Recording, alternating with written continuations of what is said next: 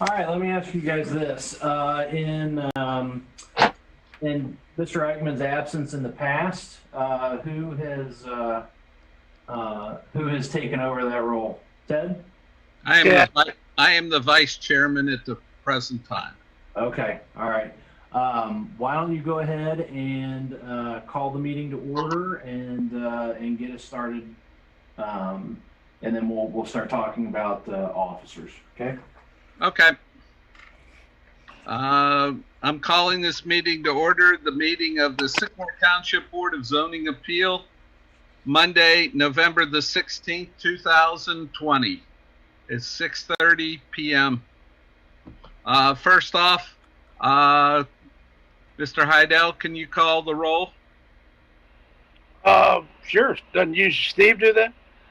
Oh, I'm sorry, Mr. Schultz. Thank you. Mr. Tenite. Here. Mr. Luger. Here. Mr. Heidel. Here. Mr. Schultz here, and Tracy Hughes. Here. All right. Next is the Pledge of Allegiance. Okay. I pledge allegiance to the flag of the United States of America and to the republic for which it stands, one nation, under God, indivisible, with liberty and justice for all.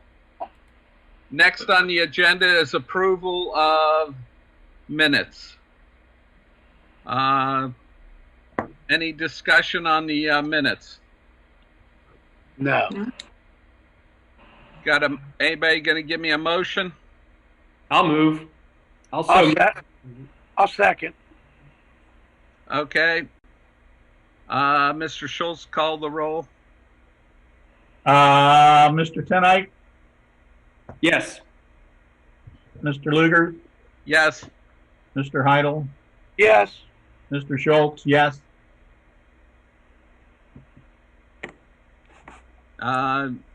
Miss Hughes should be in there. Weren't you? Okay. Well, Eichmann was there last month, so I wasn't sure. No. Miss Hughes? Yes. I'll say Okay. yes. Okay. All right. Next is approval of electronic signatures. Can I have a motion to approve electronic signatures? I'll motion to approve electronic signatures. And I'll second that. Mr. Schultz, call the roll again. Mr. Tenite. Yes. Mr. Luger. Yes. Mr. Heidel. Yes. Mr. Schultz, yes. Mrs. Hughes. Yes. Okay. Next is we need a chairman, a vice chairman, and a secretary. Yes. So I put this on here as appointment of officers. I realize that we currently only have one vacancy, but realizing that these positions could be, somewhat fluid tonight, I just did appointment of officers. If we don't have any other movement, we don't necessarily need to reappoint people. But I wanted to have some free discussion and have some, I guess, self-administration by the board, self-governance, I suppose. So if there's any discussion on this matter, if there's people that have interest, by all means, please speak up. We would need a nomination and a second, and then a vote to appoint somebody.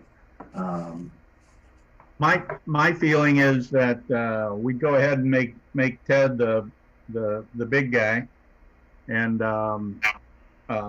Jeff his assistant, and I can still do this unless somebody else wants to be the secretary. Okay. I'll second that. Okay. I agree. I All right, let's call a roll. If I may, Oh, You let's have to do nominate. let's do those as three separate nominations, please. Okay. I'll nominate Mr. Lugers to be the chairman. Okay. I second. All right. Let's call the roll. Mr. Tenite. yes. Mr. Lugers. Yes. Mr. Heidel. Yes.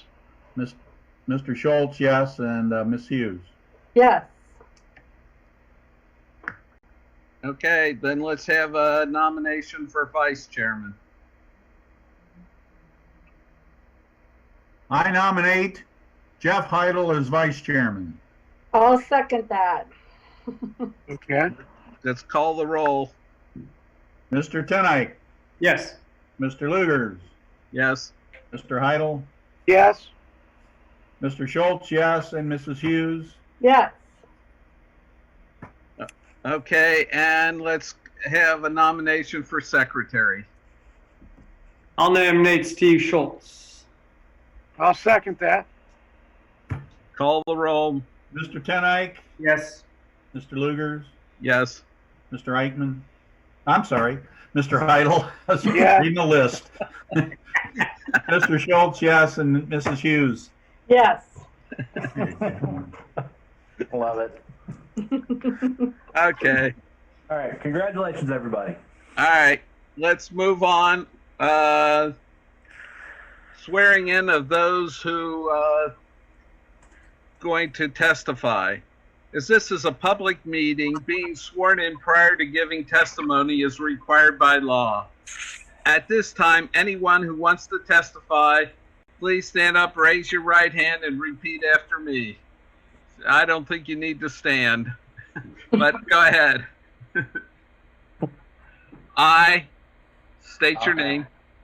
Peter Malley. Hi, Jacob Edmond. Kevin Clark. Do solemnly swear to tell the truth, the whole truth, and nothing but the truth, so help me God. The answer is I do.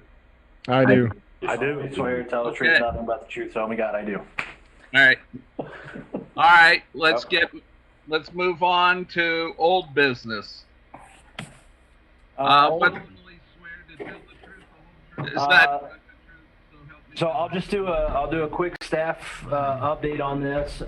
This is in active negotiations with the attorneys. There's a draft consent decree. I can't say much else about it because it's an executive session, but assuming all parties can come together on the draft that's before them, this could be back in front of the judge early next year and be done by January, February. So We'll continue it. we'll continue it. All right. New business. SYCB 200017. This is conditional use. Let me read what conditional use means before we get started. Conditional uses are those having some special impact or uniqueness which requires a careful review of their location, design, configuration, and special impact to determine against a fixed standard the desirability of permitting their establishment at any given site. In addition, there are 4 general standards considered by the board and applicable to all conditionals. Compliance with the spirit and intent of the zoning resolution and the zoning district.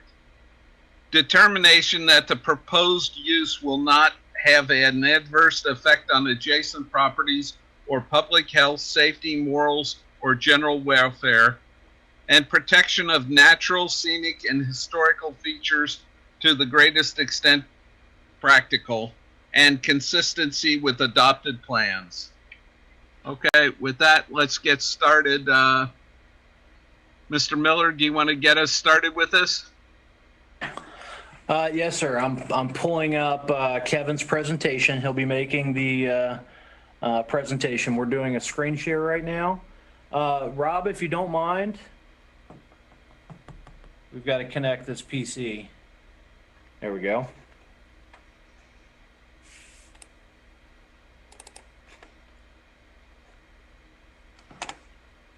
All right, can everybody see this okay? Yes.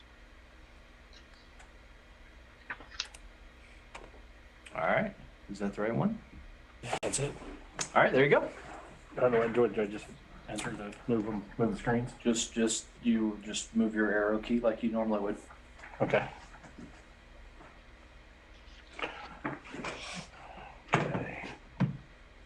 right, go ahead. Oops. I need to go back up. Oops. Hold on a minute. So back here. Back here. There you go. Okay. Sorry about that. Case SYCB 200017. Request is conditional use. Applicant is Sam Kane. Parcel PIN is 600-0202-0261-00. Current zoning is B, single family residential. Zoning compliance issues, conditional use, addition and expand and repair south parking lot. Request, the applicant is requesting to build a 6,361 square foot addition and repair and expand south parking lot per Chapter 17 and Chapter 3-2 of the Sycamore Township zoning resolution. I always like to show you guys the parcel that is in question here. As you can see, where the church lays. Go ahead and I'll show you, just give you an aerial view of what's there now. Can you guys see my arrow there? Yes. Yes. Everybody see it? Okay. All right. This area, basically down in here, is in question as well with this. This is where they're going to extend that parking lot down, and they're going to take this here driveway and they're going to move it over. Move it south. Down. Move it south so it goes basically directly right across the street from, I believe that's Maryview right there. Let me see. Okay. Here's basically what Kenwood Baptist is requesting in addition. Here's where the addition's going to go, right here, along with a little bump out here on the side of their building. And then as you can see, the parking lot here to the south, this is where the parking lot's going to go. There's a house that is right here that they're going to tear down and level and make this a part of the parking lot. And then, as we said, move this driveway over in as well. Just give you a little shot of what the lighting is going to look like at night. As you can see around the, You don't have to. sorry, am I too loud? No, you're fine. As you can see, the parking lot is 0 foot candles at the property line. You can see it up here as well, all the way around. Okay, here's a shot of the front of the church. This is what it looks like right now. This area right in here is where they're looking to make that addition to the front of the building.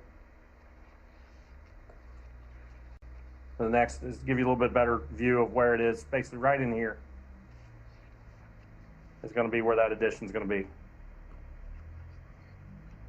Another shot of it, this is going to be removed and the addition is going to be put in. Okay, here's a shot of the south parking lot. This is what is here as of now. As you can see, this here is what they have. And there's a shot of the house that's still standing that they're wanting to level and make a part of their parking lot. Give you another shot from the driveway. I assume they own that house? Yes, they do. Okay. This is a shot of the driveway that comes out to Kenwood Road now. And basically right over here where this house is, the new parking lot will extend down here, down this way. And this driveway will move over. They will move the driveway over.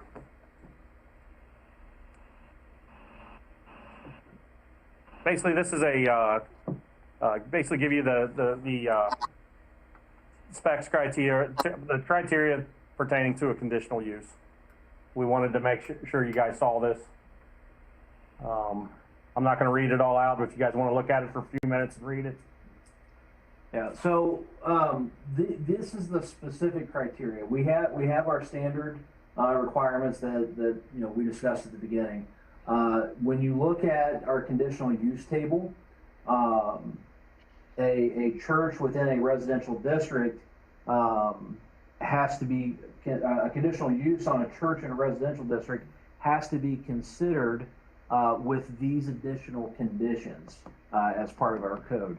So the reason that these numbers, there's a lot of missing gaps here is because we have a whole table in our zoning code of all of these additional conditions that may or may not be applicable to any particular site.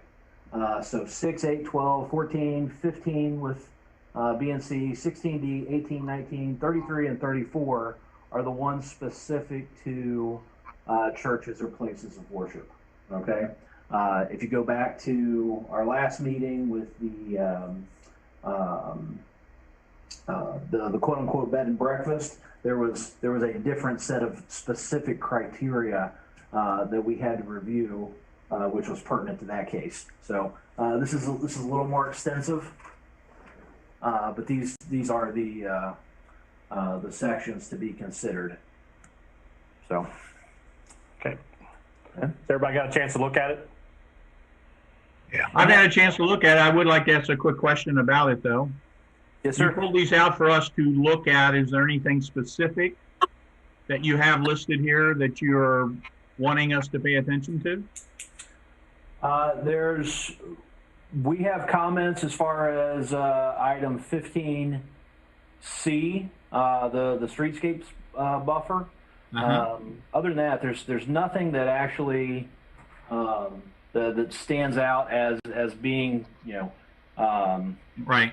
significantly out of compliance. Okay. Really, this is more for the board's benefit as different items to consider as part of a thorough review of the site, which is why it was incorporated into the staff report that was submitted to you. Okay. Thank you. Mm-hmm. Okay. Basically, the applicant is requesting a conditional use approval for Kenwood Baptist Church to build a 6,361 square foot addition to the existing building, expand the south parking lot. New addition will be a lobby with a kitchenette, storage, and some of the rooms will be remodeled as well as a renovation to the existing church sanctuary. The church is also looking to improve the south parking lot as well as realign the southernmost curb cut for better traffic flow. Should the Board of Zoning Appeals choose to approve the applicant's conditional use request, staff recommends the following conditions. A streetscape buffer yard shall be submitted for the entirety of the site's frontage along Kenwood Road and Cougar Mill Road. The board may wish to exempt church parcels which currently have a single-family residence. Staff notes that the future phase of church improvements will require PUD review above 0.45 ISR. I love that typo. Sorry about that. Okay, so I'm going to elaborate on that just a little bit. If you could, Kevin, go back to the church's master site plan. Okay. All right. So in short, the church has big plans for this site. Okay. We're looking at they've picked up a number of properties adjacent to their existing site. You can kind of see in this expansion, for example, is being called phase 1. Okay, there's a lot of work to be done to the existing building. As you can see in kind of that highlighted blue turquoise. There's multiple expansions for parking as well as additions to the building. At some point in the future, depending on how they move this project forward, they're going to be above 0.45 ISR, the impervious surface ratio. Okay, when they hit that hardscape threshold, this is no longer going to be a conditional use issue.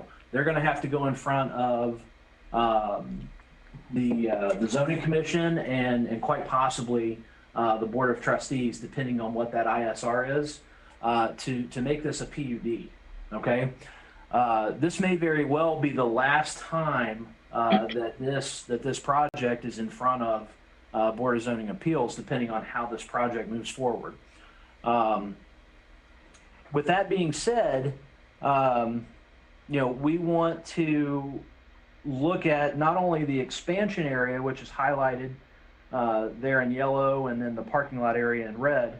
We're looking at the total site. So the streetscape buffer, it would be a requirement of the PUD. It's a requirement of the conditional use, that specific criteria. That landscaping is asking a lot. That's pretty considerable landscaping. You can see the areas along Kugler Mill that are now currently owned by the church. You can see the extensive road frontage that is now owned on Kenwood Road. They're coming at this in phases. It's possible that we may want to consider, having this come in phases, or our landscaping conditions come in phases as well. So I would certainly recommend the streetscape buffer as required from the southern portion, at least up to the existing residential site that's on Kenwood Road, and then also any landscaping that's on a, for lack of a better way of saying it, a non-residential or non-dwelling unit parcel on Kugler Mill. And the reason I say we could exempt the residential lots is because, one, even in a PUD, there's really not a landscaping requirement for front yards in those residential areas, and the house itself is creating a buffer for that more intense use behind it. So I leave that that final discretion up to the board, but those are a couple different ways that we could be looking at it. Another question for you. Mm-hmm. With everything that you've said, especially with future phases, is there any consideration at all of bumping this whole thing up at this point in time to zoning? It doesn't meet the criteria for it yet. It doesn't meet that threshold, so it's still within the jurisdiction of the Board of Zoning Appeals. Tyler, I have a question. Yes, sir. When you were just saying about the buffering, the landscaping going up to those existing structures, it looks as though those are going to be torn down at some point. Do we revisit the landscaping at that point? Well, so we would revisit the landscaping. There would have to be improvements with the landscaping as they do future phases. Okay. And those would be, every time they come in for a new phase, it's a new touch point with the township. Whether it's this board or zoning commission or board of trustees, and we're always going to have to reevaluate what the existing landscaping is on site and make sure that it's up to current code. Okay. So the question is there a now, benefit? I'm sorry. That's right. Is there a benefit to the surrounding area, to the development itself, by requiring that landscaping,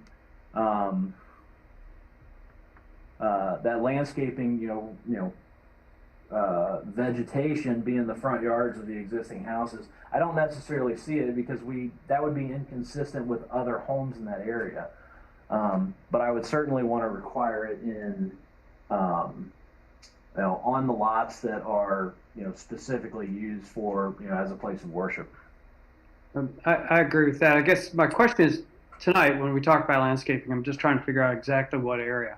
When I look at that extension to the future phase 2 extension to the church, and that realignment of the driveway near those 3 houses, we wouldn't be talking about landscaping in front of there tonight, would we? No, hang on, if I can. Yeah, put the pointer there. Right. Yeah, right. So where I see landscaping, and it doesn't really highlight. Go ahead and bring me back. Well, the reason I ask that is the construction aspect of the phase 2. You know, you don't want to landscape and then Go have ahead, back it up. you don't have to landscape and then pin yourself in a corner when you have to construct it. But then after the construction phase of that phase 2, I would definitely say that should be landscape right where your Yeah. pointer. So I would say the frontage that's applicable right now would be from the southern point of the third house. Mm-hmm. So, so starting at the northeastern corner of the main property, down to the southernmost section of the church's property, and then up here, so you have a parcel that's not owned by the church, then you have a residential parcel, and then from here, so that basically this entrance parcel from here to here is all that would be required at this time. This is a residential parcel, so it would be, under what I'm talking about, it would be exempt. So I'm looking at 5 parcels, 5 frontages that would be exempt from the streetscaping at this phase. Is it fair for me to say what I'm thinking now? Please? Or should I wait? I have a different thought. Or I could read. Yes. Always. Well, where your pointer is now, if you just slide that a little bit to the left, okay. That area right there, if they go ahead with Plan 2, that's going to be under a lot of construction. Uh-huh. Now, my thinking is bring it down to that new south parking lot. That pointer, please. Bring the pointer down right there, yeah. So we see these 5 little trees or whatever they're going to be. Uh-huh. Anymore, I just think that we can do better with our landscaping in some developments, recent developments along Kenwood Road, especially the one that's just south of the Heitmeyer entrance, has really a beautiful landscaping, and it's a lot. It's a lot, but it is very, very nice, and I think that's the standard, close to that standard that we should look for. And so the reason I bring this up now is that I would like to focus, when we talk about landscaping, just where your highlighter is, because that's what's going to be changed. And then when they come back and want to do phase 2, we revisit those, allow them to construct whatever they want to construct, but then we can, come up with maybe a different landscape plan, or maybe even a different outline, and not bring the parking lot so close to Kenwood Road and things. I'd rather not do this all at once. Uh-huh. That's my thinking. Well, I guess that was kind of my take of not doing it all at once by exempting the residential properties. Right. My one issue with stopping, essentially kind of here and just doing this section is, when does phase 2 come? But it's already there. The front of that building, the lawn and the trees, they're there, and we're not disturbing or changing anything. True, but I would say the existing landscaping that's there, while nice and established, is not up to current code for a conditional use. I don't want to be too puny now. I don't want to come in with just a few little bushes and go, look, we're done. Yeah, so our landscaping, the landscaping requirement in the code, I think is more substantial than a few puny trees. It requires a certain planting density per 100 feet, based on, if you're talking about spreading it out over 100-foot width, which they have in that section, it may not be a substantial hedgerow by any stretch, but it's still more than just a couple of trees. Well, then down there at that new proposed parking lot to the south, is that adequate according to our code? No. You would expect more. I would expect more. This is what I'm trying to say. I would like to see more landscaping than just 5 whatever those are, whether they're Right. And really, that's, yeah. I mean, I love the internal landscaping. I think that's nice. But there's boundary buffers and streetscape buffers that that have to be calculated for, and there's a whole formula in our code to address that. I think there is a landscaping plan that they submitted. Yeah, and I think it. Put it in. Yeah, I'll have to go pull it up.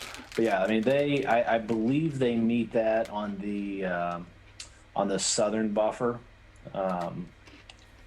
There's actually no room on the back here because of how that parking lot is situated.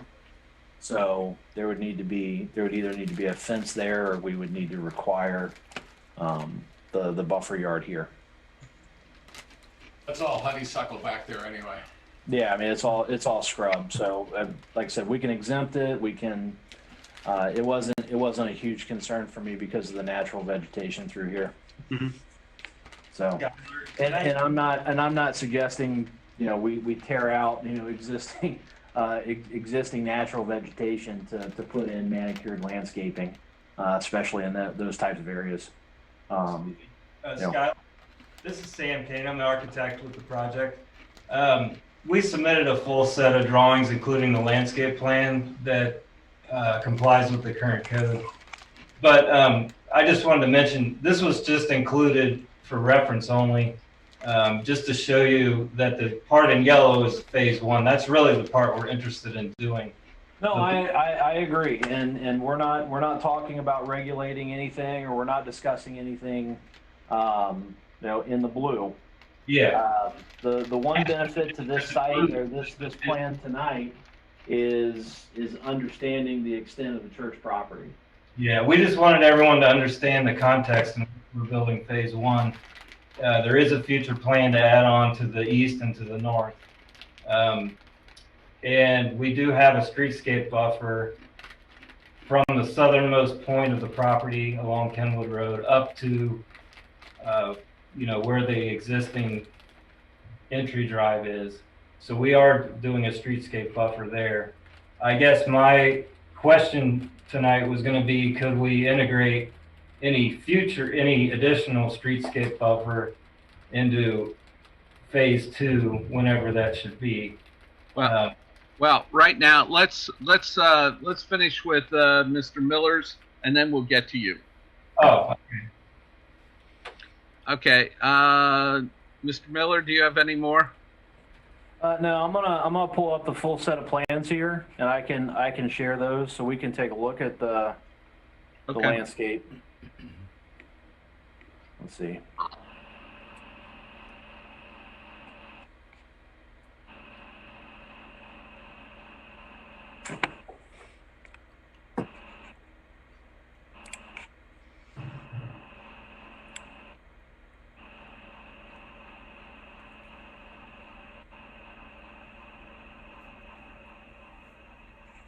Hey, we can see my screen. Okay.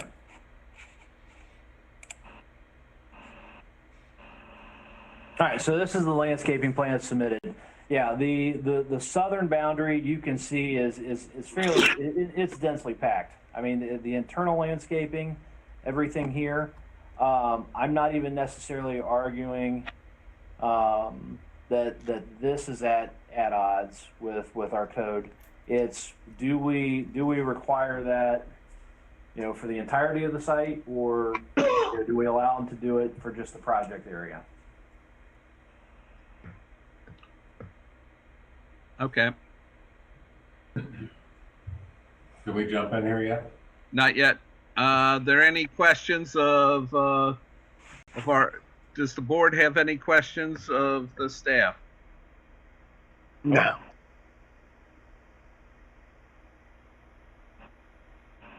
Okay. If we have no questions, then let's go to the applicant. Let's hear what you have to say now. Sorry. Well, I will say that phase two. Can we get your names and? Yeah, I'm Lyle Fiore. I'm the business administrator over here at Kenwood Baptist Church currently. Okay, and so your address would be the church address? Yes, yes. Okay, who else is going to talk? I'm Sam Kane. I'm architect with High Five Development Services in Mason, Ohio. Can we have the address of High Five then?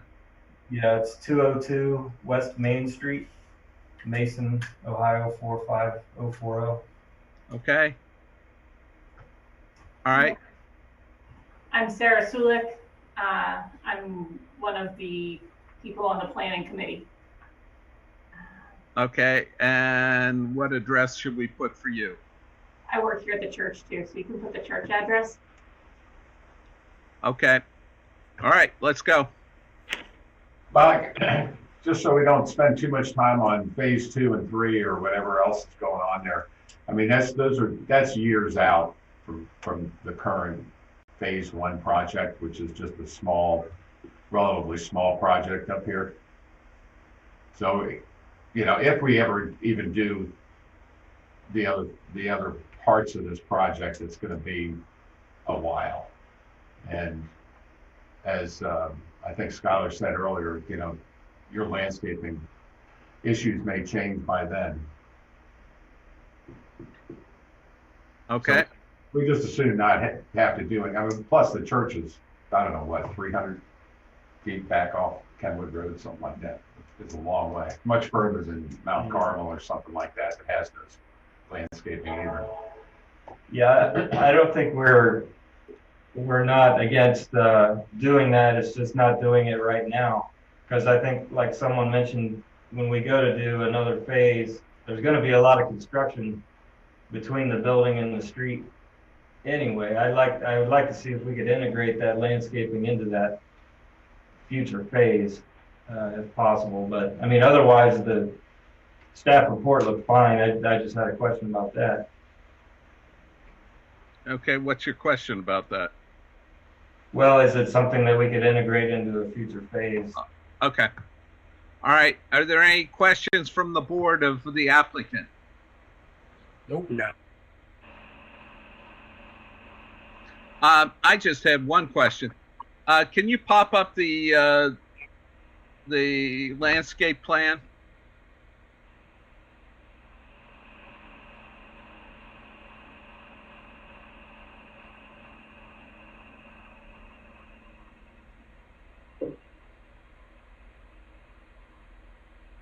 It's thinking.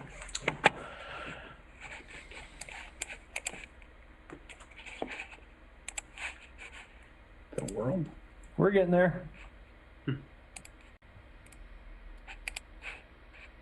it is. Okay. Is this landscape plan that we're looking at here, is this what you're submitting as part of this project right now? Yes, sir. Yep. Okay, so you're essentially doing exactly what Mr. Tenek was requesting. Essentially, it sounds that way, yes. Mr. Tenek, is that approximately what you were requesting? Yes, I would like to focus on the area they're going to work Okay. on in this phase. Yes, with the emphasis being that I would like to see a nice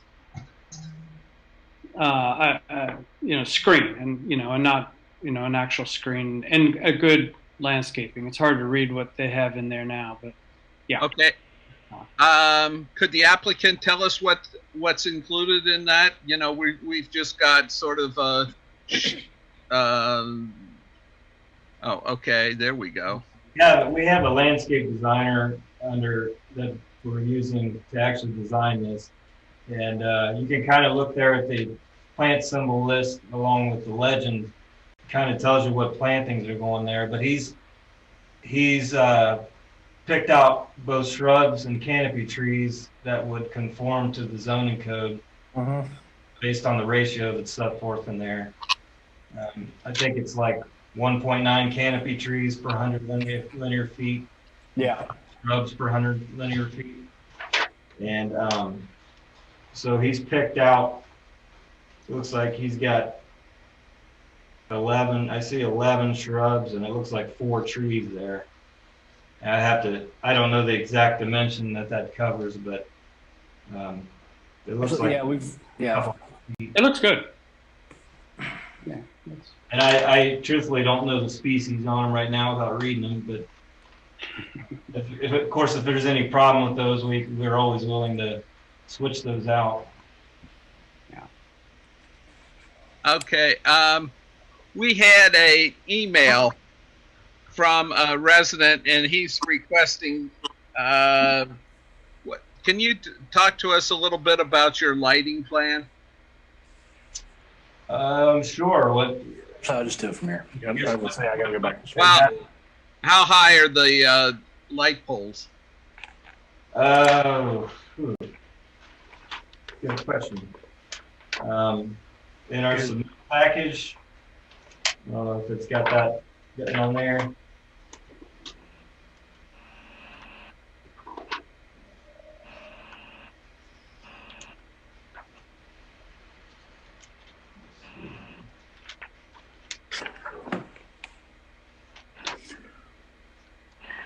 I'm sorry, I'm kind of going through this one.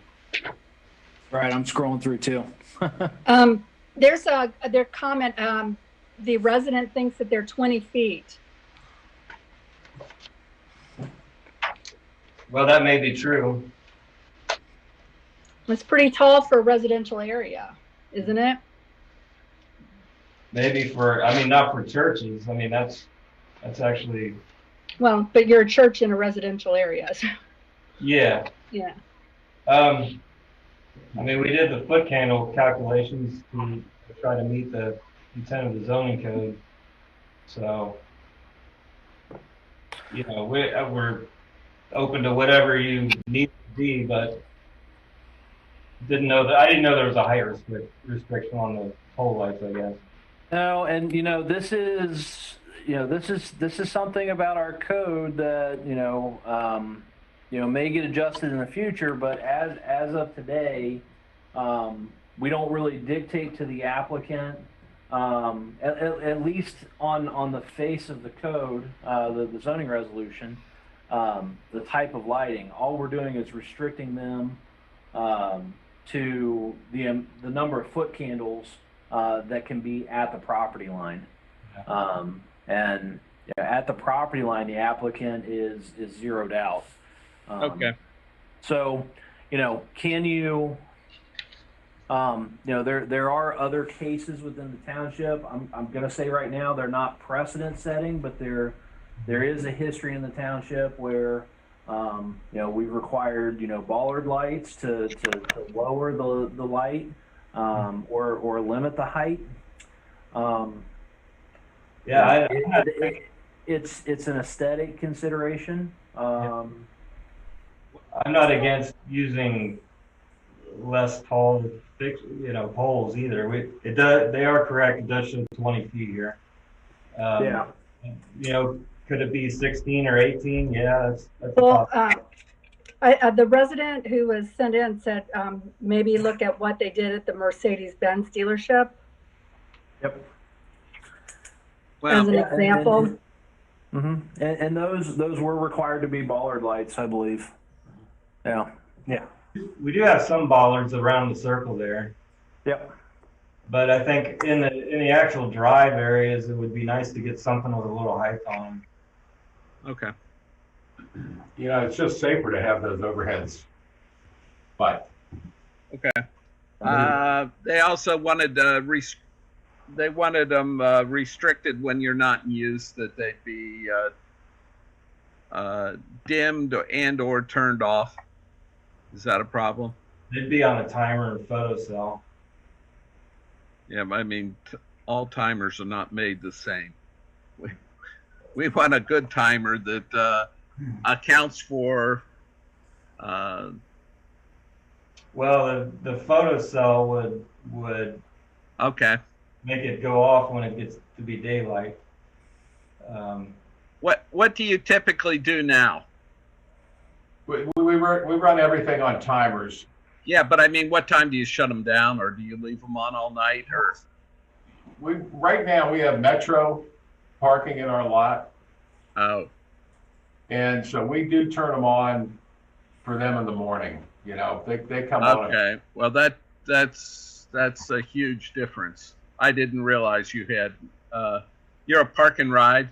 Yeah, we are. Okay, well, that changes a whole bunch of things. Part of the reason to expand, well, we thought, you know, we'll see. Okay, no, that does affect, you know, when you're doing something like that, that changes what the whole parking lot does. So, yeah, okay. I have a And question. And that's a current activity, correct? Yeah. Okay. We've been doing, yeah, it's current, and we've been doing it for about, let's see, probably 15, maybe 18 years now. Okay. I have a question for Skylar then. As the resident that sent the email is comparing it to the Mercedes dealership, do they not have overhead lights in their parking lot? Is it all Ballard? Yeah, I believe They have some that are on poles. yeah, they do have some. They do have some on There poles. are a lot of them that are bollards. The Moeller High School parking lot addition that was approved, I believe that's 100% bollard. Yes. You know, with that being said, there's you know, with bollards, they're obviously they're obviously much lower. So instead of the light shining down and splashing on the pavement, it has to spread out. Right. You also have to have more bollards to cover the same area. Right. You know, it's so the way you control lighting, and I will not pretend to be a lighting expert, but for layman purposes, the way you control lighting with bollards is the number and location. You have more control, more flexibility with a pole light because it's more directional. There's shielding, there's different type of lighting. You can, as you can see, there's three main poles on this site that's giving you coverage for that entire parking lot. Bollard would be significantly more infrastructure, more underground wiring. I don't know the cost difference between a bollard light versus a pole light, but I'm assuming this is more efficient for the church. Well, I see a big difference between this and Muller and the Mercedes. Number one is this one's not right on top of residential. Like the area we're looking at is not right on top of residential. You're across the street from residential. It's a pretty busy street. I don't see it having the same. The Mercedes dealer, they're on top of the residentials in the back. Right. That was their complaint. Muller is right next to a couple of residential houses. So I think this one's way different. Okay. I understand that the resident that sent the email doesn't not want it to look like the town center lighting, which is, blast. No, we don't either. There's something in between Bowler and the town center. Okay. There's a lot of gradient between those two. Yeah. Okay. Do we have any other questions of the applicant? All right, I'm going to close it for the applicant. And is there anybody in the waiting room with the public? My name is Peter Mallow. I was let in. Can you hear me? Yes, sir. Yes, we can. Wonderful. I was the resident that sent in the email earlier today, and would just like to follow up and thank the applicant first for actually submitting a concept of what the future plan may be. Most applicants do not do this, even though they may control future property and all that. So even though we're only considering phase one tonight, it's great to have a future vision. Whether that vision changes and whether the codes change is all obviously subject to time. But I was just pleased to see that. And then I had kind of two, comments that I would like for the consideration of the applicant and the BZA tonight. The first was the lighting. The Mercedes-Benz dealership does have pole lighting. That's, I don't know what the height limit is, but it's substantially less than 20 feet. Somewhere I was thinking in the 10 to 12 feet range. And my hope is that we can bring some of that pole lighting down to more of a residential or pedestrian scale rather than an automobile scale. And if that means, we need to grant a variance to them to have, a little bit less foot candle at the edge of the parking spaces or something to that effect, I'm in favor of that, just to mimic basically what's there while still be able to provide a safe lighting experience for the church members and the park and ride members.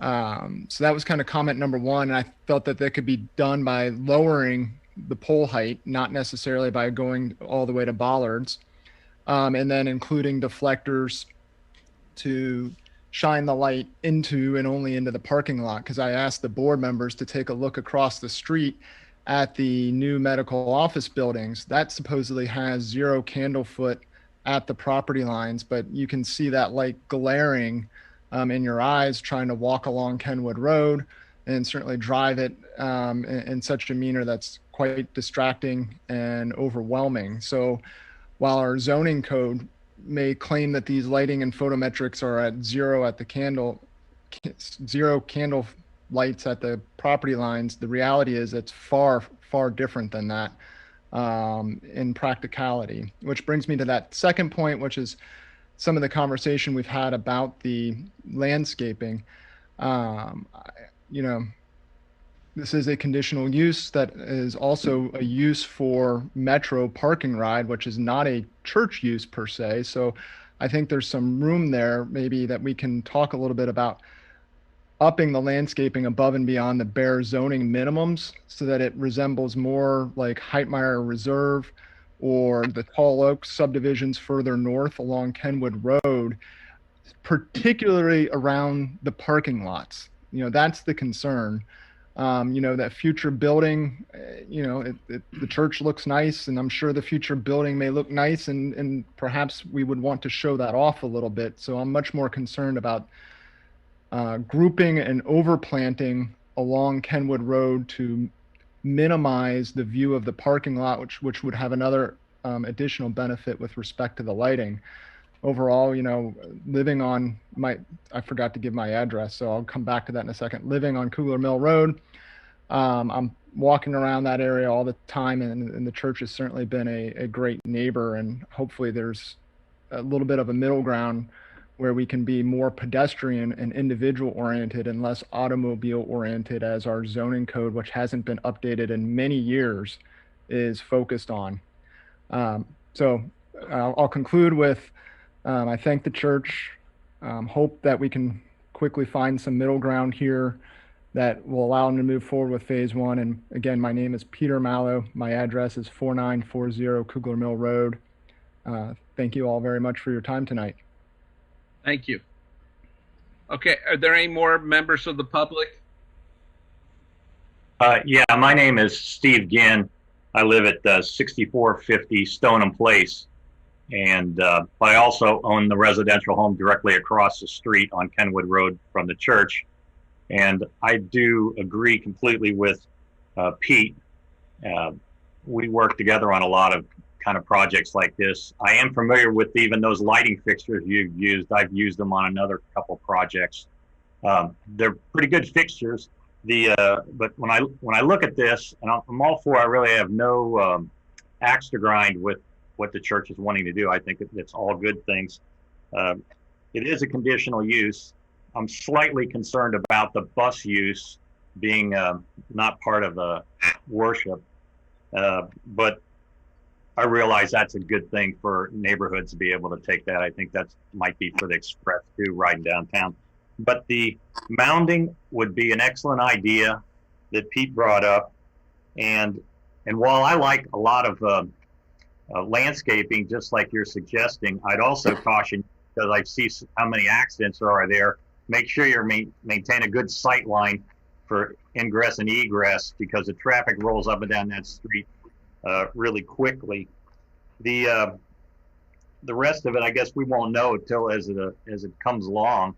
Are you planning on not adding any more curb cuts? As each of those residential homes have curb cuts on the Kenwood, would those curb cuts be eliminated on the expansion? Yes. Yeah, we don't have any plans to, put it this way, we don't have plans to add curb cuts to the church building itself. So Yeah, I only mention it because it's a pretty high traffic area and there are a lot of accidents. I see a number of them down in your parking lot afterwards, people pulling out on the weekends when I'm around there and stuff. And the church it's really nice. I'm glad to see the improvements on it. I'm all for that. I would just suggest that aesthetically, kind of with Pete, the things he talked about, there are ways to control those lights where you can throttle down the output. I'm sure they're all LED packs. They've all converted to that now. So there are ways you can do things that are kind of creative that don't cost as much without adding, like you said, bollards are pretty expensive to put them all over the place. But I would just think from a standpoint of long-term, because you have a nice long-term plan there, that seeing that buffer, even some mounding and so forth along there would make a very nice thing for the neighborhood. And also, as we add those sidewalks along Kugler Mill now, we're heading more and more for pedestrian access. So anyhow, I commend you on that. Thanks for listening to me. Okay, are there any more that are in from the public?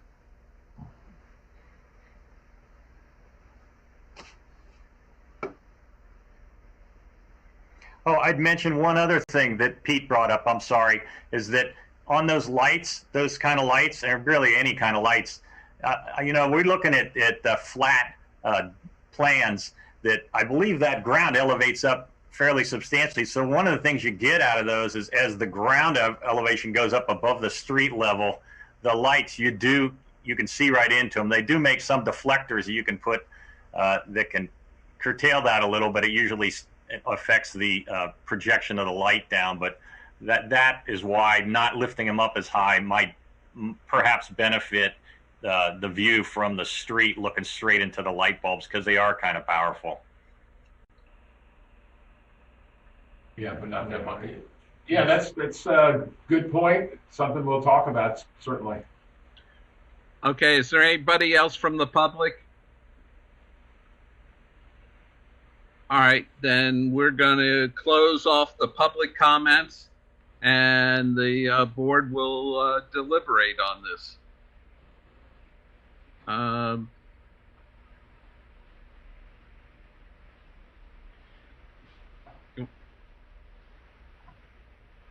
Can we go to one with all the board members so we can see each other?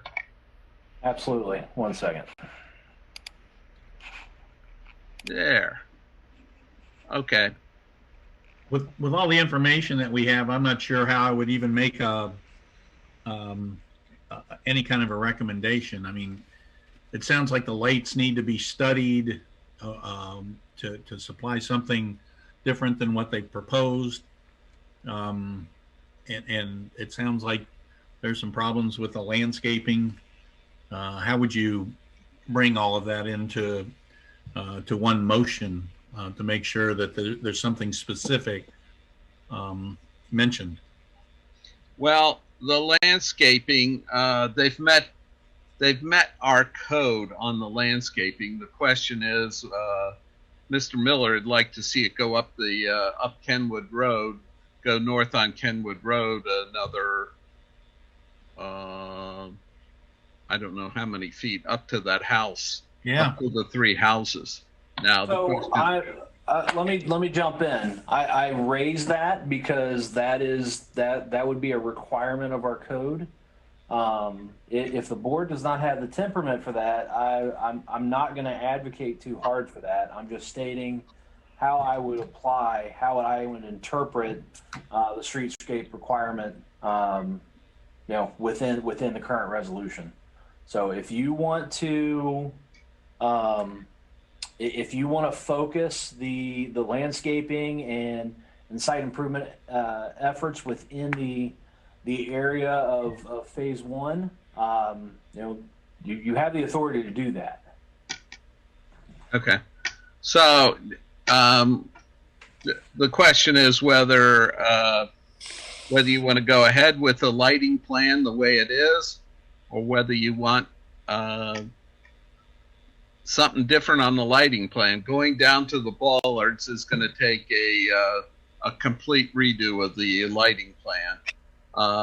Lowering it to 10 feet, they may be, I don't know if they can still cover it with the poles they have or not. I don't know. Well, that's my issue. I don't think that we have enough technical expertise to tell them how high they should be or what types of bulbs they should use. So how do you put that into a motion?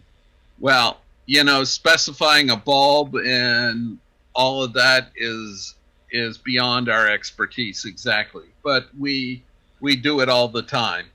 We go with the experts. They submit their plans, and they've used electrical engineers to figure it all out. That's why we have 0-foot candle projected at the boundary.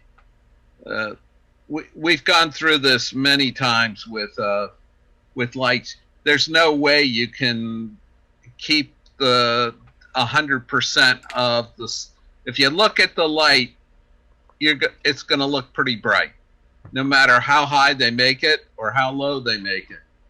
You're still going to see the light bulb. Now, if you look at the ground, if you put a light meter on the ground, you're going to see 0-foot candles. That's how they measure it. And they can calculate that pretty accurately. But if you look at the light fixture itself, you're going to see the light no matter what you do. It's just a question of how high do you make it.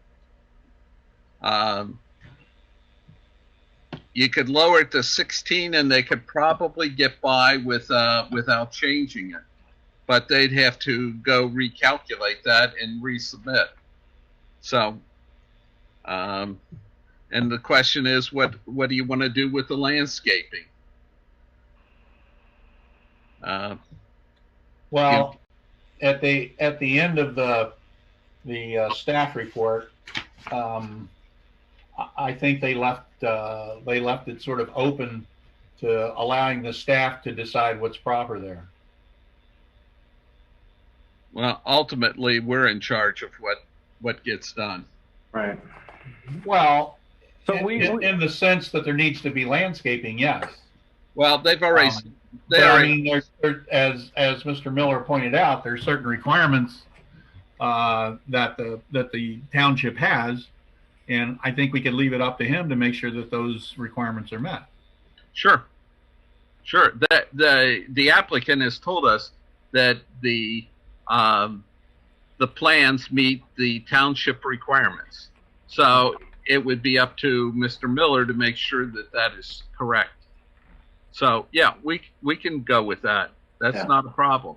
The plans, the application is meets the standard of the township's landscaping buffer yard requirements within the area of work. There haven't been any improvements in other areas of the site. I'm happy to accept direction from the board as to whether to exempt it, exclude that in this phase, but we would certainly appreciate that direction. Okay. Well, I'll speak. Ted, can you hear me there? Yes, I can. So, George, I think your recommendation is valid. I need to hear that from the board. okay, I was going to try to address that now.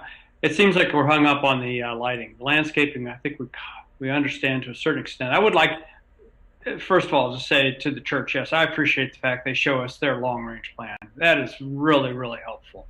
And with that in mind, that's why we want to work with them. So I don't want to pin them in a corner by landscaping all the way up Kenwood Road, then I can't imagine working with heavy equipment trying to put in a phase 2, and then there's a tree in the way.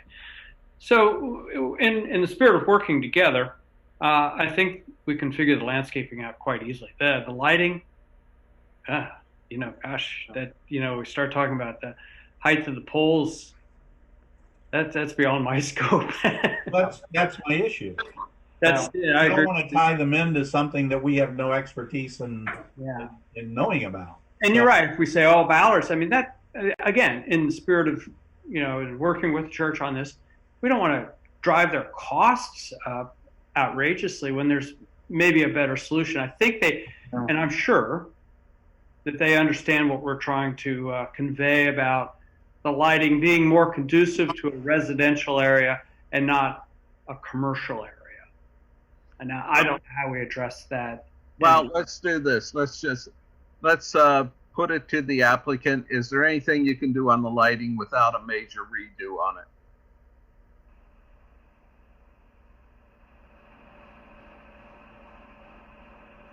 Still on mute, Lyle. We need to unmute them. There we go. Oh, we muted you, Lyle. Sorry, it was us. Yeah, I would suggest if we look at going to some shorter poles, the thing I don't know is at what height do we start having to add poles? I mean, that's just an added expense for the church. So I would, but I guess that I feel like that's probably something we could work through with Skylar if we could come to some kind of agreement on that. Is that possible, Skylar? So if they're going to work with me, then the standard that I hold them to is 0 foot candles at the property line. I'm going to do a screen share again, and this is from a zoning perspective, a planning perspective.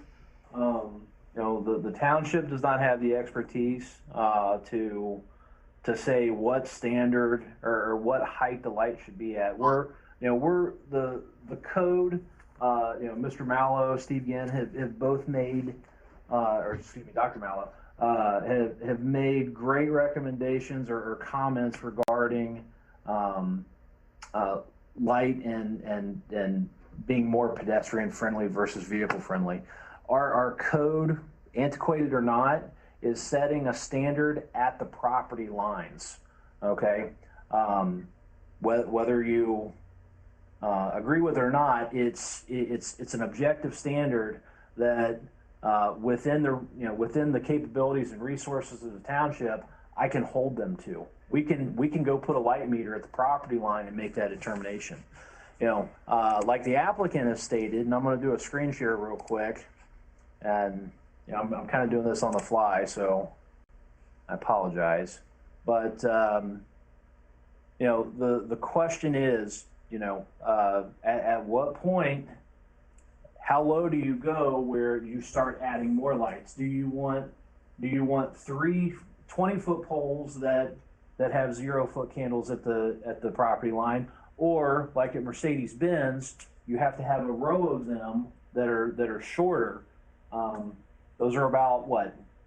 I'm going to call that between 12 and 15 feet.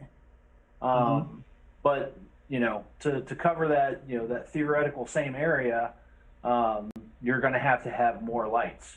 If I'm like we said, if we put the light meter at our feet, either way it says 0. But if I'm looking into the site, do I want to have three light poles, or do I want to look at multiple light poles? The standard the township sets is the objective foot candle standard.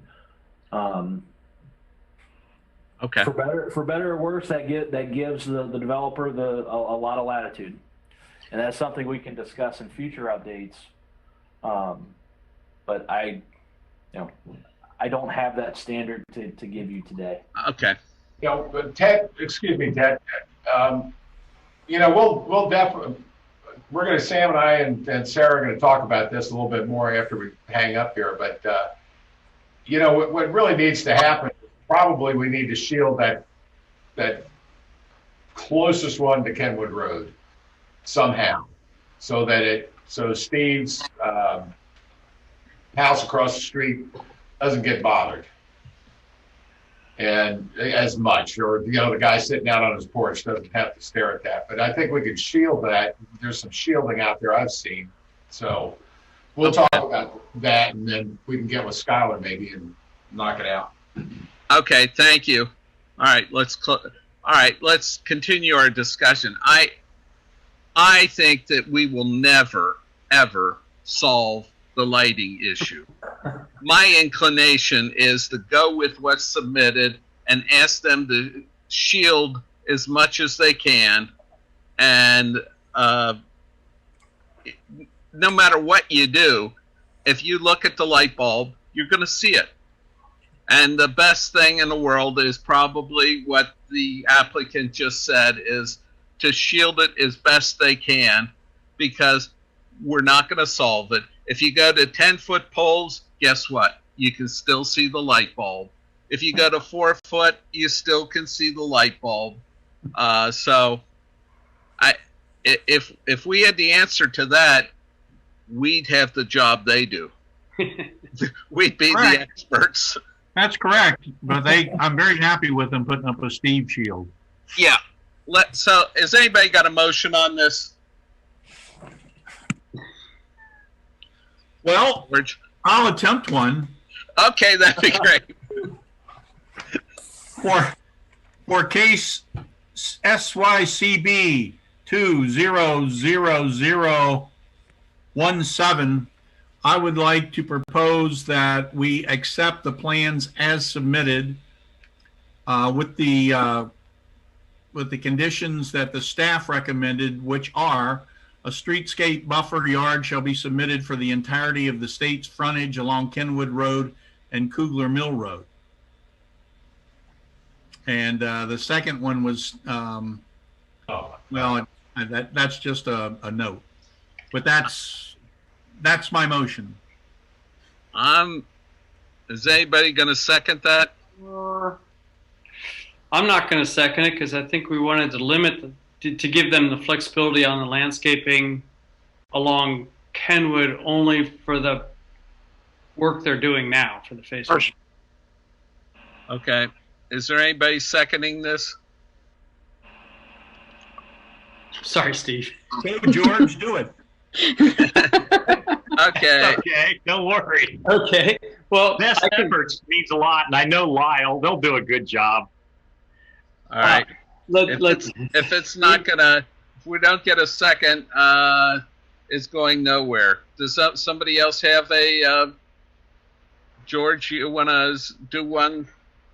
I will do one. Yes, and it's we can.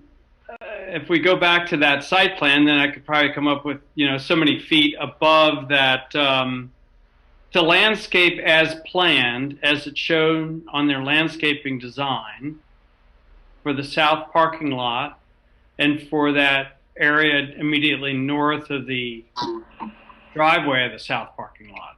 So what you're saying is essentially what is submitted. As submitted for phase one. Correct. Yeah. Is it? Yes. But yes. And I would second that. Any discussion? Is that what you said? CV went all the way up Kenwood Road. I was thinking you went all the way up to those properties. I said as submitted. I apologize. I will now second Steve's. No. We're going with what you said as submitted. Okay, and Jeff has seconded it. Is there any more discussion? Yes. All right. You want to call a roll? Yes. Mr. Tenike. Yes. Mr. Lugers. Yes. Meeting ID. Mr. Idle. Yes. Mr. Schultz. Yes. Mr. Hughes. Yes.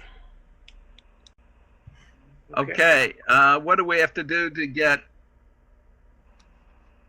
What do we have to do to get? Do you have something ready for us? I do, sir. Yeah, I have a resolution. Give me 1 second, and I'll do the screen share. Okay. All right. I apologize. There was a flurry of Kevin trying to reconnect his machine, and then me trying to keep up with those comments. Okay, so I have resolution number SYCB 2000-017, a resolution approving a request for a conditional use permit. And I'm gonna just basically make reference right here where I would normally put conditions. Section 2, or let me actually just read this. The application of Sam Kane, High Five applicant for the property located at 8341 Kenwood Road, Sycamore Township, Hamilton County, Ohio, is hereby approved.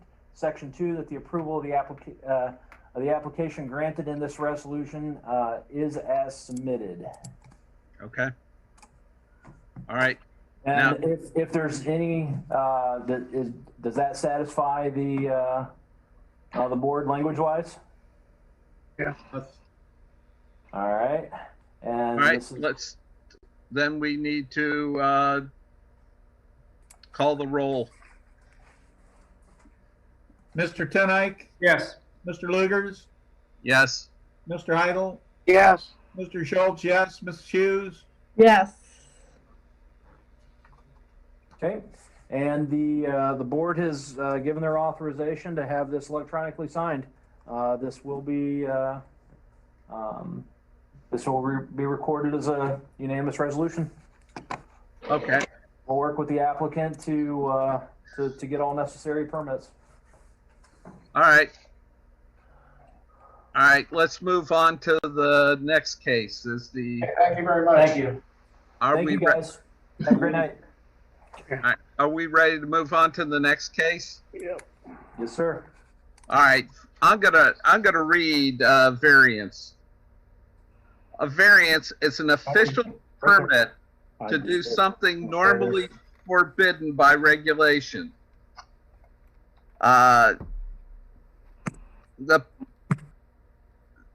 In a way, and for which the purpose is normally forbidden by zoning law or building code. No variance shall be granted that is greater than the minimum necessary to relieve the hardship or practical difficulties demonstrated by the applicant. The requested variance must satisfy each of the following standards. Is this a unique physical condition? Is it not self-created? Would it deny substantial rights? Is it not merely a special privilege? It must be in harmony with the township resolution. Would not result in a use or development on subject property that would be materially detrimental to the public welfare or injurious to the enjoyment, use, development, or value of properties or improvements permitted in the vicinity. Would materially impair or adequate supply of light. Would substantially increase hazardous conditions in the public streets due to traffic or parking. Would unduly increase the danger of fire or flood. Would unduly tax public utilities or facilities in the area. Would endanger the public health or safety. These are the what we would consider in a variance. Okay, Mr. Miller, are you going to give us the next one? Yes, sir. Kevin will be doing the presentation on SYCB 2018. Okay, case SYCB 2018 addresses 7661 Fields Erdel Road. Request is for a variance. Applicant is Sinorama Cincinnati. Parcel PIN is 600-0140-0064-00. Current zoning is F, single family residential. Zoning compliance issues, section 13-7C, sign prohibited in all zoning districts. Requirement, signs containing any flashing or running lights are prohibited. Request electronic message board. Here's the parcel that the business resides on Fields Earl Road.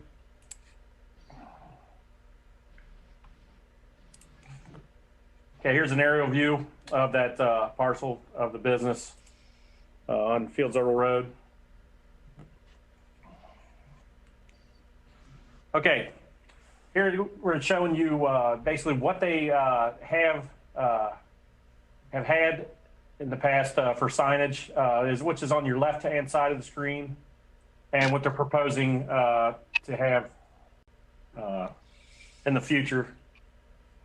As you can see here, they just basically are going to bring it down to a smaller sign above the message board, which is right here. Just give you a look at what the business looks like from Fields Earl Road. And they have taken down the signage that they had. These are the poles that are still standing. They're going to use these poles, but they're going to cut them down a little bit shorter, so they're not going to be as tall. Okay, section 13-7C, signs prohibited in all zoning districts, flashing lights. The applicant has requested to have compatibility to set a timer for 10 or 15 seconds to change the message, no flashing at all, along with a dimmer to control the brightness of the sign. On January 14, 2020, the Sycamore Township Board of Trustees passed a resolution approving a similar sign request with the following conditions. Number one, the text of the electronic message board must be amber color only. Number two, the electronic message board shall have no flashing, moving, strobing, blinking, or intermittent lights. The illumination of the electronic message board and the text therein shall not exceed 50-foot candles at the sign face. Number four, the text of the electronic message board may change only once within any 24-hour period. Basically, that's what we have for you. Would open it up to questions for myself or Skylar. Okay, I have a question right off. I thought that all signs were supposed to be a ground-mounted. They are. I mean, Yep. why are we? So this would be considered a legal non-conforming use because the poles are still there. So one way we can treat this is as simply as a modification to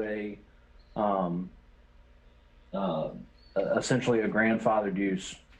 So I was actually bringing this up for you guys to see. Let me see if I can override your screen share here. Signs are allowed to be a maximum of, let's see, in the highlighted, whoops, hang on, here we go. Here we go. In the F district, they're permitted at a maximum height of 6 feet. 1 additional foot of height is permitted for every 5 feet beyond the required setback of the maximum sign height of 15 feet. I think this, I'd have to look at the, where's their site plan at? You have that in your, I'd have to look. This is, I mean, this is significantly closer than what they would be, but you can have a maximum height of 15 feet. If we were to approve this tonight, the height variance would be in effect approved as well.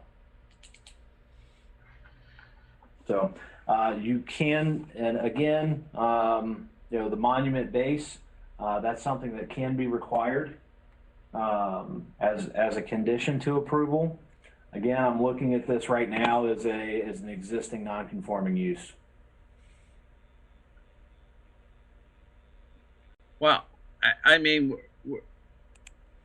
and it's also not inconsistent with some other signage that's in the area, as you can see in the background.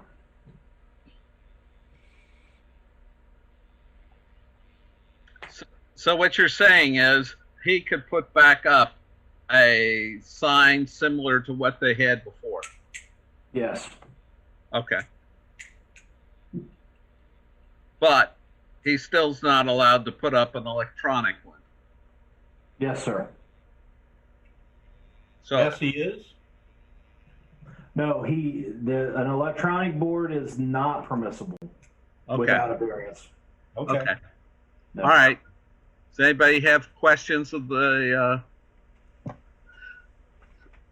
staff? I have one question. How many variances do we have for electronic signs in the township? Do you know? We have them in the township. We have them in the township. It's becoming. I can't give you an absolute number. Right. I can tell you that it's a discussion that we're having with more and more frequency. Everybody has them. You know, we were even considering. We're in the process of doing a sign upgrade at the township building, and we were considering putting an electronic information board on there. And it's because the township has been, historically adversarial to them, that we decided not to put an information board on there. They have been approved this year. I want to stress that that's not precedent setting, but in a similar situation. Well, it wasn't even a similar situation. It was C Bank off of Hosbrook, where as part of a zoning commission case that went in front of Board of Trustees, we did approve an electronic board, but there were very heavy limitations on what information, not necessarily the content of the information, but how much information and how often. I guess the township historically has always tried to limit any type of moving, flashing. Our code pertains to to that movement on the board. It would be up to this board to determine if every 10 to 15 seconds, is enough, or does it, can we limit the interval of change more than that? The trustees did it to the extreme, and that's a standard that was, essentially set by them. Just to be clear, though, an electronic sign by code is not allowed, whether the sign is high, low, or whatever. Correct. Not without a variance or through PUD. Okay.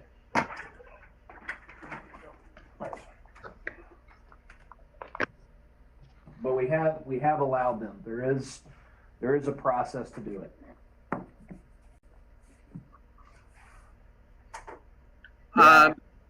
The applicant's following one of those avenues now. Okay, but it's requiring a variance, and the variance requires them to show a hardship. Or a practical difficulty. Yes, sir. Okay. Let's hear from the applicant. All right, there any more questions of the staff?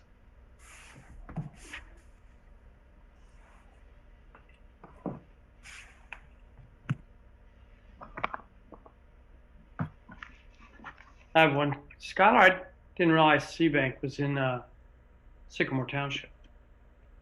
They're on corner of Hosbrook and Montgomery. Yep. Let's see here. Well, that doesn't matter, but you say it is. It is. And their board is not ridiculous. But boy, you go down the street a little bit, and I think that's Madeira, where the Embers sign is. Yeah. Now Embers is in Madeira. Yeah, Madeira. And that's kind of what we don't want. That's. Yeah. They have a lot of flashing colors and flash and stuff. Yeah. Sure. Yeah. So you go up this road to where Seabank is. This is township. Okay. And I doubt. That doesn't matter, but it's a good comparison. Yeah.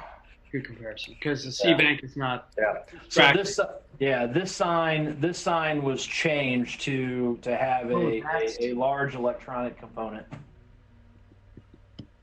So I was that's, thinking of their branch. Never mind. oh, no, I'm sorry. The office on Hallsbrook. Yeah. Okay. Never mind. Yeah. It's a good comparison. Gives you a good idea. Mhm.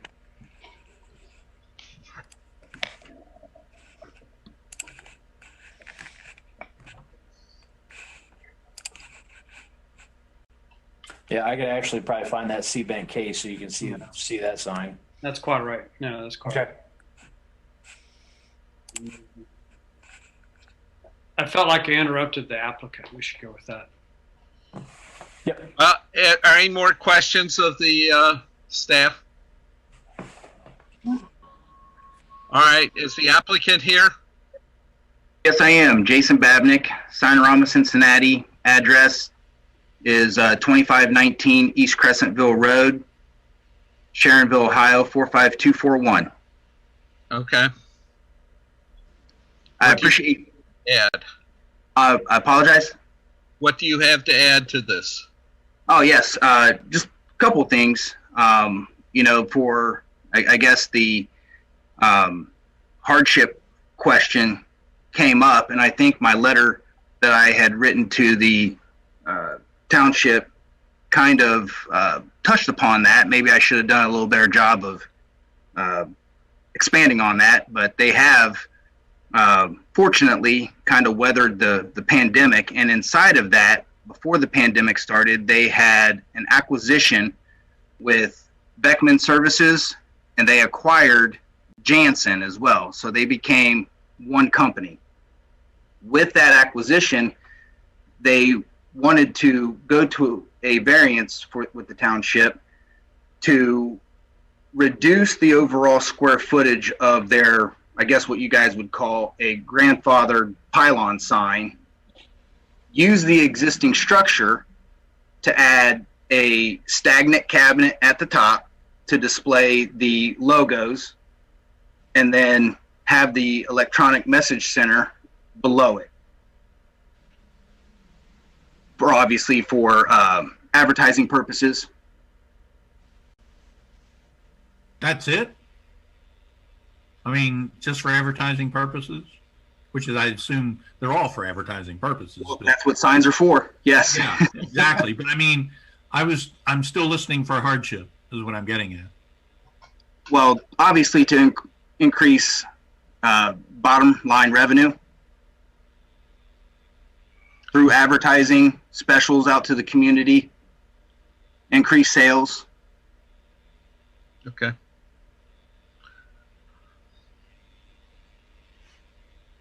I do have a question for you guys, though. Maybe somebody could help me answer this question. In the letter that I had received, 21-6.7, it is stated there that the variance would result in the use that would be materially detrimental to the public welfare. And it's just a simple yes. What does that mean? Mr. Miller, do you want to answer that?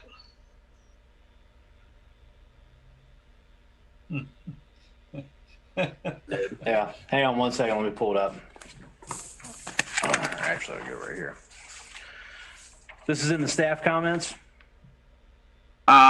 This would be under the standards to review a variance. It's in the staff comments. Variance would result in material detrimental to public welfare. Oh, yes. Okay.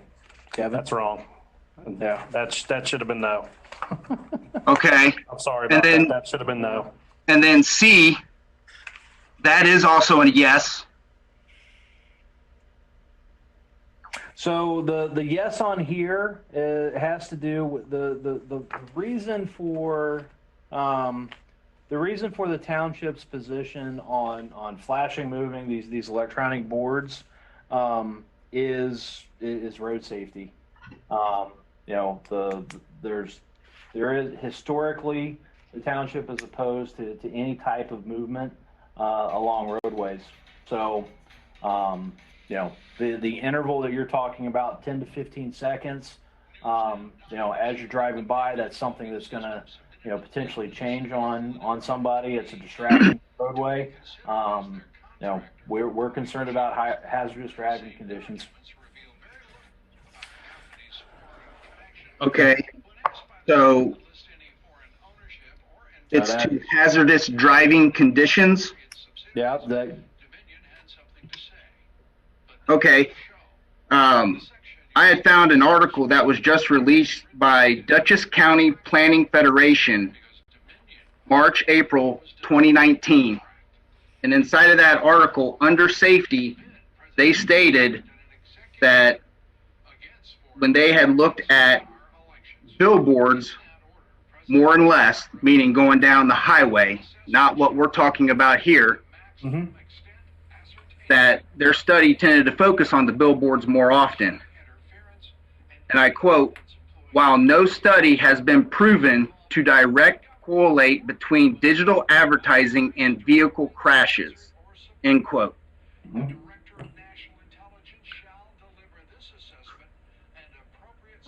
What I had requested in my letter as well, I said that the EMC will have the capability of being set on a timer to be able to switch 10 to 15 seconds to change the message. Now, with the capability of today's message boards, you can set that 2 minutes, 10 minutes, an hour.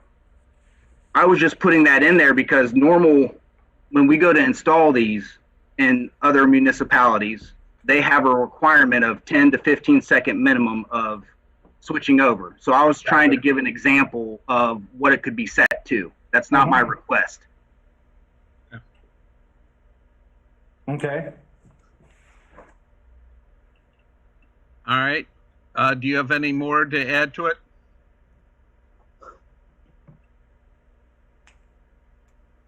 All right, then sorry, yes, I'm sorry. And then I guess on F, would endanger the public health and safety. And you're saying yes, due to the location and proximity to the intersection, traffic light, and type of sign requested. Isn't there a time frame to change that intersection around with adding either a light or a roundabout that's just past their location? I'm not familiar with the timing of those improvements. I'm looking at the condition of the site as it stands today. Okay. I believe the client has been informed that that intersection was on some type of, I guess, timeline of that's getting redone. Is there a timeline of when that would be completed? I don't have that. I believe that's a county road. County road. That's not anything within our jurisdiction, so I don't have information on that. Okay. I didn't take that into any, or we didn't take that into any consideration with review of the site because we're looking at conditions today. Oh, okay. Client just wanted me to ask. Nope, that's fine. It's fine. No, that was not taken into consideration. Okay. Okay. Is there anything more? I would just like to bring up the speed limit is average, 35, I believe, or 40 miles an hour in that area. So it's not like you're going down a highway at 70, 80 miles an hour. Okay. Anything more? I don't believe so. Okay. Next, we're gonna stop this section and move to public. Is there anybody in the waiting room? There is not. Okay. All right, then we're gonna cut it off from the, we're gonna move to the board. The board's gonna have discussion now.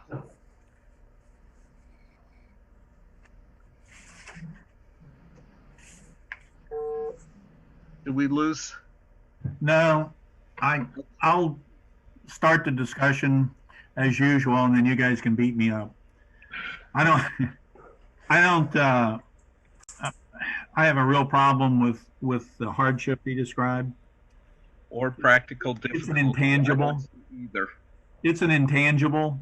It's very difficult to quantify, you know, whether the sign will lead to more sales or not.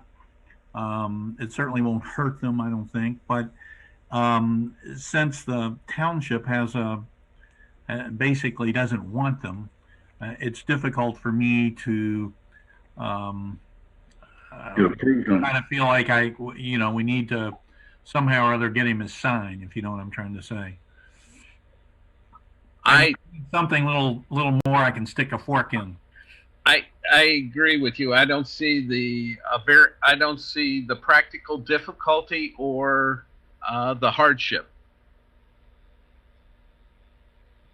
So without that, I don't see that I can't vote for it.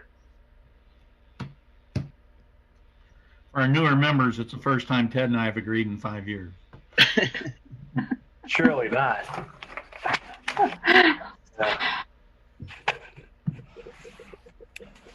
Anybody else? I'm gonna go back and look at that. Come on, George. There, I was muted. So as a newer member, I wanted to say I appreciate giving us a little feedback on the general feeling of the township trustees about these signs. That helps. So, I do think I need to weigh in, especially because of that comment. This is an independent body. We're providing you some context with, what's happened in the recent past with these signs. I'm not weighing in one way or the other on this particular application of these signs, but you do have you do get to set a standard here. So, Tyler, I want him to have his sign. I'm hoping that you don't think I want him to have his sign, because I do. No, I just can't override what the code is. No, what you're saying makes sense. Okay. Then do we have a motion?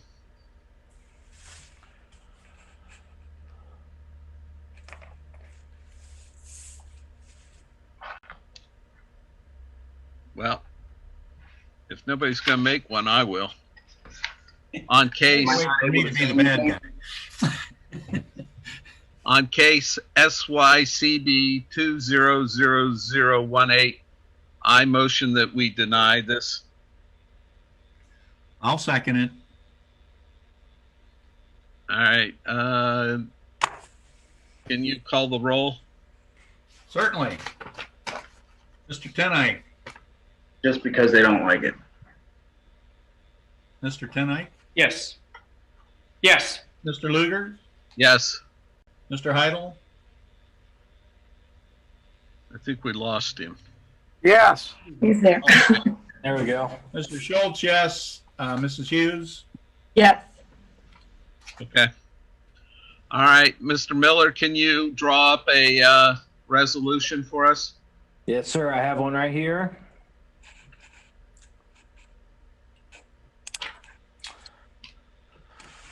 Resolution number SYCB 2018, a resolution denying a request for a variance. And I'll go ahead and read now therefore be resolved by Sycamore Township Board of Appeals, the application of Sinorama for the property located at 7661 Fields Erdel, Sycamore Township. That's Fields Erdel Road, isn't it? Yes. Yep. Unbelievable. Do we get that? All right, Fields Erdel Road, Sycamore Township, Hamilton County, Ohio is hereby denied. And we'll need a roll call. Mr. Tenite. Yes. Mr. Luger. Yes. Mr. Heidel. Yes. Mr. Schultz, yes. Mrs. Hughes. Yes.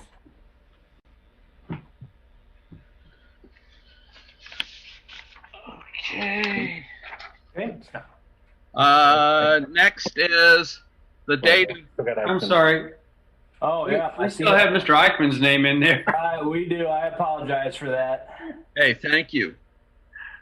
Am I able to ask a question? No, we finished with the public and from the applicant. We're finished. I was just wanting to ask what's the next step if I wanted to appeal? Go to court. Court of Common Pleas. I'm sorry? Court of Common Pleas. Okay. And I'm assuming this is being recorded, correct? Yes, sir. Okay. You'll have full access to it. Perfect. Thank you. Thank you.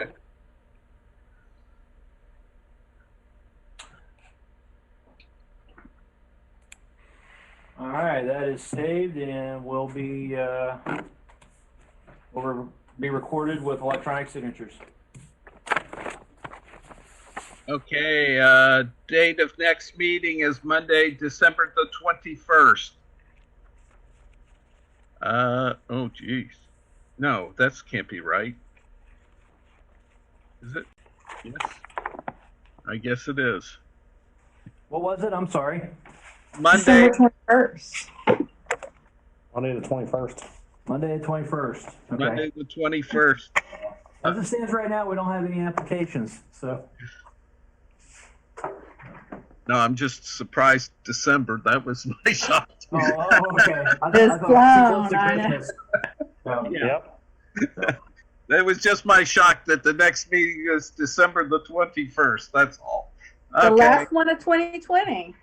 All right. As communications and miscellaneous business, is there anything for us? no, sir, not at this time. Okay, then how about a motion? Somebody want to make a motion to adjourn? I'll motion to adjourn. Oh. Second. Call the roll. Mr. Tenight? Yes. Mr. Lugers? Yes. Mr. Heitl? Yes. Mr. Schultz? Yes. Mrs. Hughes? Yes. Yes. All right. Everybody have a good Thanksgiving by Thank you, yourself. you too. Thank you, guys. By All right, yourself, everybody. exactly.